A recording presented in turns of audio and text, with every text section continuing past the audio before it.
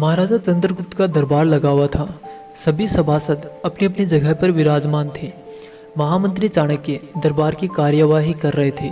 महाराजा चंद्रगुप्त को खिलौनों का बहुत शौक था। उन्हें हर रोज एक नया खिलौना चाहिए था। आज भी महाराजा के पूछने पर कि क्या नया है, पता चला कि एक सौदागर आया और कुछ नए खिलौने लाया है। सौदागर का ये दावा है कि महाराज या किसी ने भी आज तक ऐसे खिलौने ना कभी देखे होंगे और ना कभी देखेंगे।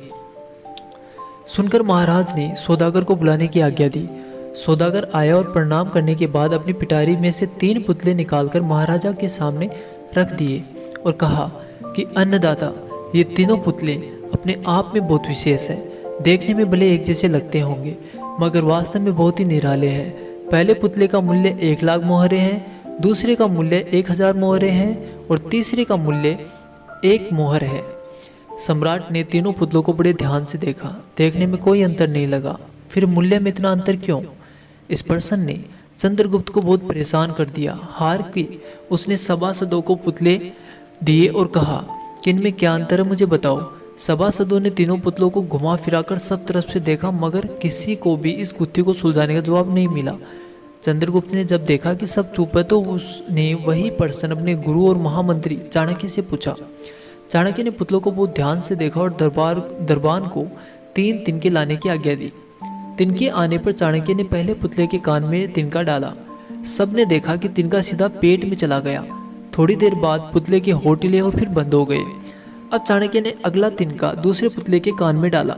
इस बार सबने देखा कि तिनका दूसरे कान से बाहर आ गया और पुतला जो का त्यों रहा। यह देखकर सभी की उत्सुकता बढ़ती ही जा रही थी कि आगे क्या होगा। अब चाणक्य ने तिनका तीसरे पुतले के कान में डाला। सबने देखा कि तिनका पुतले के मुंह से बाहर आ गया और पुतले का मुंह एकदम खुला रह गया।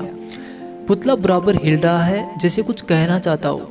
चंद्रगुप्त के पूछने पर कि ये सब क्या है और इन पुतलों का मूल्य अलग अलग क्यों है, तो चाणक्य ने उत्तर दिया, राजन, चरित्रवान सदा सुनी सुनाई बातों को अपने तक ही रखते हैं और उनकी पुष्टि करने के बाद ही अपना मुंह खोलते हैं। यही उनकी महानता है।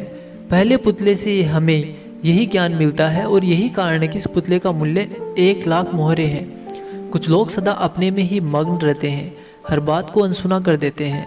उन्हें अपनी वाहवाही की भी कोई इच्छा नहीं होती। ऐसे लोग कभी किसी को भी हानि नहीं पहुंचाते। दूसरे पुतले से हमें यही ज्ञान मिलता है और यही कारण है कि इस पुतले का मूल्य 1000 मोहरे है।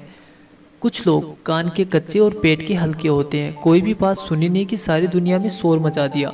इन्हें झूठ सच का कोई ज्ञान नहीं है, बस मुंह खोलने से मतलब है। यही कारण है कि इस पुतले का मूल्य केवल 1 मोहर है। दोस्तों, कहानी आपको अच्छी लगी हो तो चैनल को सब्सक्राइब और वीडियो को लाइक कर दीजिए।